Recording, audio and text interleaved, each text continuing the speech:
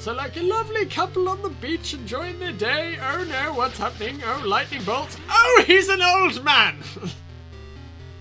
Greetings everyone, my name is Variable and welcome to The Legend of Zelda, Oracle of Ages. Now, if you've never heard of this game or played it, this is a game back from the GameBoy Color era. And basically, after they made Link's Awakening, they used the same sort of setup that they'd used for the original Game Boy in order to make this and Oracle of Seasons.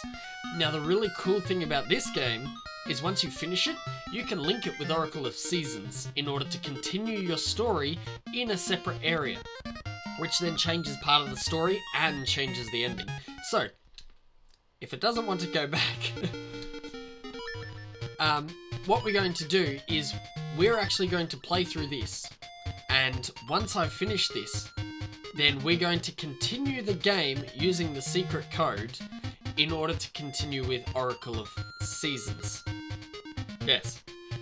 So, this will be a really, really cool experience, I think. And I've played this game. I've played this game many times because it's one of my nostalgia sort of games. So, I know this back to front. So, it's not going to be a lot of where am I going, what am I doing, how am I doing it, where am I going. It's going to be, I'm going to play this and tell you all the awesome things about it, and you can come with. So, it starts with Link in Hyrule, I believe. And this is literally how we start. With nothing. So, Link is dropped out into the middle of nowhere. Help! Yes, run away, you nasty Octoroks. That was frightening. I was suddenly attacked. Thank you, traveler. What is your name? Link, is it? No, I'm Zelda. I see a triangle on the back of your... Oh, wow, voice change. I see a triangle on the back of your left hand. That is a sign of a Hyrulean hero.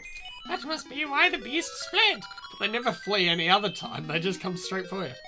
I am Impa, nurse to Hyrule's Princess Zelda. I'm looking for a singer named Nayru. I don't know how to pronounce it properly. Will you help me look, Link? So a lot of this is just basically help the person and a lot of text to start off with. So basically she wants me to move this rock. That's it. But she can't move it because it's got the Triforce triangle on it. It's actually not even the full Triforce, but... Yes, wait there. You can't do it because you are what we'll find out soon enough. So, Impa's been in a lot of the other games as well, so she's not uncommon to guess who she is. So lovely singing! Yeah. So, basically, this is going to be like part walkthrough, just without the how to do everything. Hey, you'll have to give me a second, my controller's a bit derby-dope. Okay, so I've just opted to go straight for keyboard, because it seems that when I was using my controller, I was getting input lag, which in a Zelda game is not a good thing. So, yeah, pretty much you just talk to all the animals, and then you talk to the bear again, and he'll move it his way. And then we get the yes, isn't it enchanting? And then we get the lovely, lovely little musical note here. And that's Nayru, I don't know how to pronounce it. Hello, Ralph! Yes, Impa and Link. Ralph is an old friend of Nayru's. Thank you. Basically, she's there because she heard that things were going to be evil. I think. Maybe I should read this next time. So Ralph is basically like, we don't need you. We're good enough. I'm sorry, Link. Ralph was always like this when it comes to me. But I feel something evil approaching. Oh no, music change, something evil. I love how the bear's just like, ah! You're correct. Not bad for a diva, not bad for Nayru. Oracle of Ages, something terrible will happen right now before your very eyes. This is our first introduction to Veran, the evil sorceress.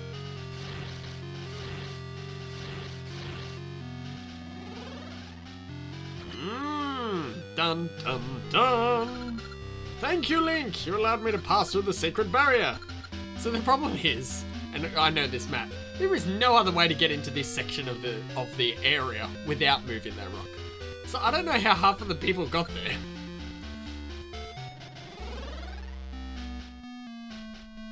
And basically she is going, I shall make your body my own. So lustrous. So, for the start of this game, basically Veran has taken control of Nayru's body, which in turn means she gets to control the powers of time. So, in this game, we have the past and the present. There is no future. There is the past and the present. And basically, you need to learn how to traverse the waves of time so that you can go back and forth to change what Nayru, or in this case, Veran, has done. And as you can see, Veran's just opened a portal. And that goes back in time. I shall go to the past and do as I please. So yeah, there's a lot of really cool stuff that happens. It's bad, but... So like a lovely couple on the beach enjoying their day. Oh no, what's happening? Oh, lightning bolts. Oh, he's an old man! Monkeys! Monkeys? Where are you going? Why are you leaving, monkeys? Bye-bye, monkeys. Granny with the child? No! Granny, no! And the child is basically frozen. Cast in stone. And now the morbid sort of music. That Veran, she couldn't touch the stone, so she used you to get into here. And Ralph was devastated because he thought he was, you know, the sole protector. Yeah, I've known Nayru was the Oracle of Ages. I've always been beside her, protecting her.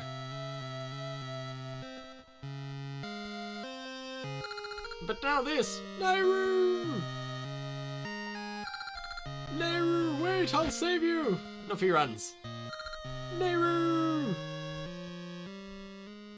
And Impa is still alive. And they do that little movie thing so that's like, come talk to me. That's your next part. Oh, Link, you saved me. To think I was possessed. So basically, Nayru was moved to protect her. And so basically, because it's a Zelda game, I, Link, the hero, will now save the world. Even though Ralph thinks he's going to do it. So now I have to meet the Maku tree, which I think is a Deku tree in Ocarina of Time. But it's the Maku tree in Oracle of Ages and Oracle of Seasons. So now that I have the sword, I can, oh, I can now cut down bushes. That's pretty straightforward. There's the shop. Cool. There's a secret entrance to get that way at some point. That's what these thingies.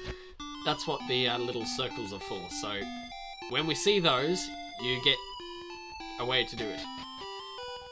This is Vazu. Vazu? Yeah, Vazu. He gives you rings, and some of the rings have powers, like the sword beam from some of the other games. So I'm just going to quickly jump through his dialogue because it's basically a tutorial. Okay, now that that's done. So basically, you can wear a single ring at a time when you have a level 1 ring box, and then when you get bigger ring boxes, you can wear more rings, which means more powers. And some of them are just like, the one that Vazu just gave me is a friendship ring. It literally does nothing. It's just there to like, tutorial you. And this is the Maku tree. Pleased to meet you, young hero. I am the Maku tree. Veran has taken Nayru, that's it. And you have to stop her, and you need something. But right now something bad's happening to me. I feel so weird, I'm vanishing! Something must be happening to me in the past! Goodbye, Maku tree. So in this age, the Maku tree is gone. Goodbye, Maku tree! The Maku tree, this is more of Veran's work! Link, you just made it! Veran made this time portal. I'm coming, Nayru!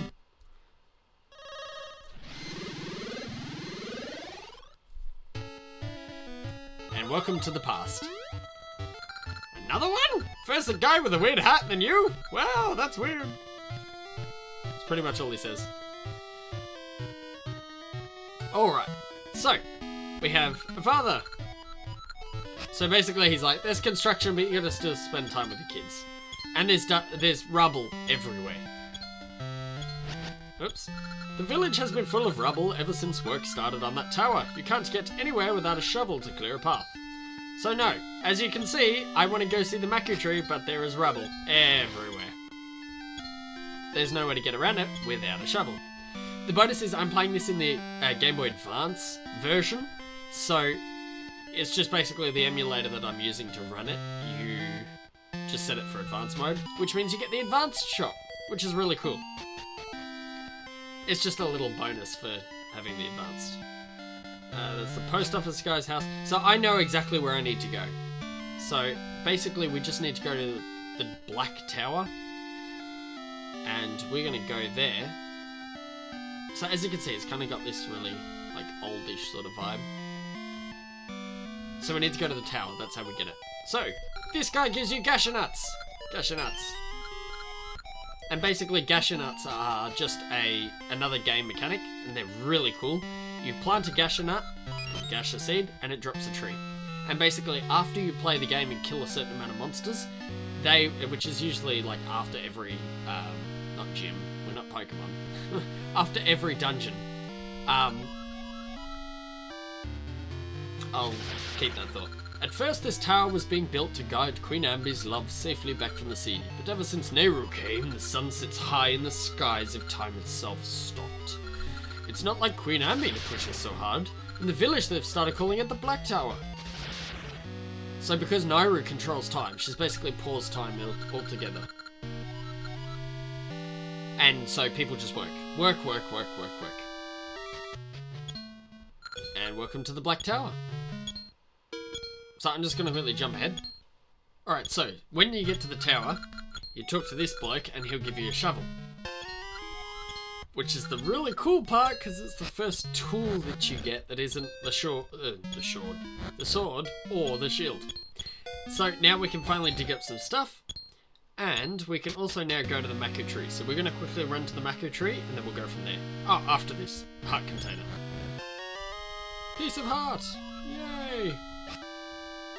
If you also noticed, I had 0 rupees and a heart loss because I accidentally stuffed up my recording, and so I had to go back to where I was. So, we're just going to jump to the now little Maku tree.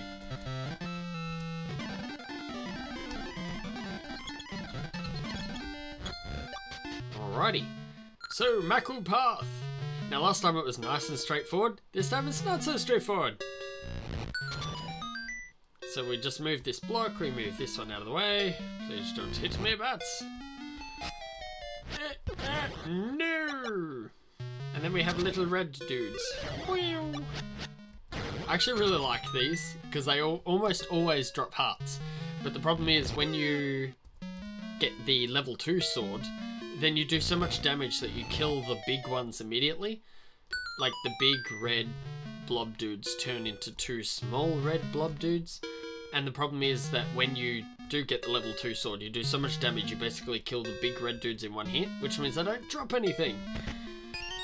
Which is a pain. I mean, at least then you don't have to worry about the little red dudes, but it's nice when you need that little bit of extra health, and then you're just like, oh no, I don't get any health from the red dudes anymore. Alright, let's just jump across. I also turned on the speed button so I can just kind of fly through some of the monotonous parts a bit quicker. Alright, kill this guy, kill that guy. I believe it's this one. Yes. No. That's right. Cool. So another heart container. So now we have 2 heart containers. And then we move this block. It's not designed to be hard. This is designed to be a really quick, easy sort of little puzzle so that you can get there quicker.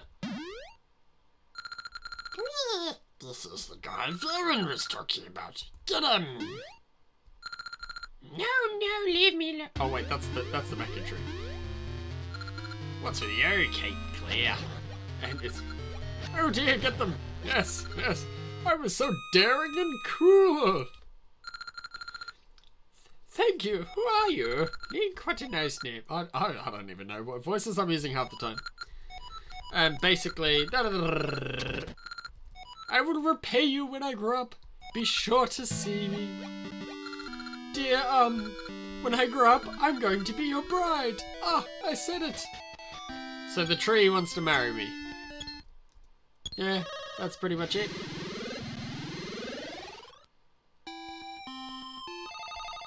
And the funny thing is, and I'll explain it in a sec. Here's the Mako tree. Ah, it's so weird. It all seems so foggy. I'm forgetting so much. Oh, you're Link! Link!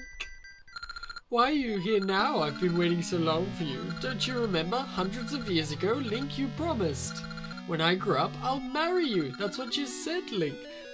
So she's basically, after a few hundred years, has gotten into her mind that it was I that said that I was going to marry her, not that she was the one who said she was going to marry me. Anyway, so basically, if Veran gets to the top of the Black Tower, or if an impure heart gets to the top of the heavens, then Shadow will overcome the world. No, don't say it again. So basically, Veran wants to control everything, you know, evil. That's bad guy logic. So basically, we need to get the essences of time, and there's 8 of them in this game, and there's 8 essences of nature in seasons. And so each essence we get will help the Mako tree's memory, and that's the way that we're going to defeat Veran. So, we get Ember Seeds, and these are really cool because they light things on fire. So, the very first thing we're going to get is this little shrub. And goodbye, little shrub, and we get 30 rupees. There. And something I just want to quickly do too, in this house, is Bippin and Blossom. And Bippin is happy because they had their first child. So basically, you get to name the child, which is cool. What should we name him? Boris. Boris the child for Bippin and Blossom. I nearly mucked that up. You would name him Boris? Yes. It's a fine name. He seems happy to have it. I just find Boris really happy. Anyway, as you progress in the story, the child will grow up and you get to help with the child in order to progress it. And depending on what you do while you during your game, the child will change. So I think one of them is the child can be a rock star, another one can be that the child takes up the same job as its father, so it does the planting of like trees and that. And that's the sort of thing. So it's cool because then when you go to seasons, it also continues along. So it's really cool. Alright, so we're going to leave this here. So next episode, we're going to go through Yoel Graveyard and find the first essence of time. So, thank you guys for watching. You guys are awesome. I am awesome. And I'll see you all in the next video. Bye-bye.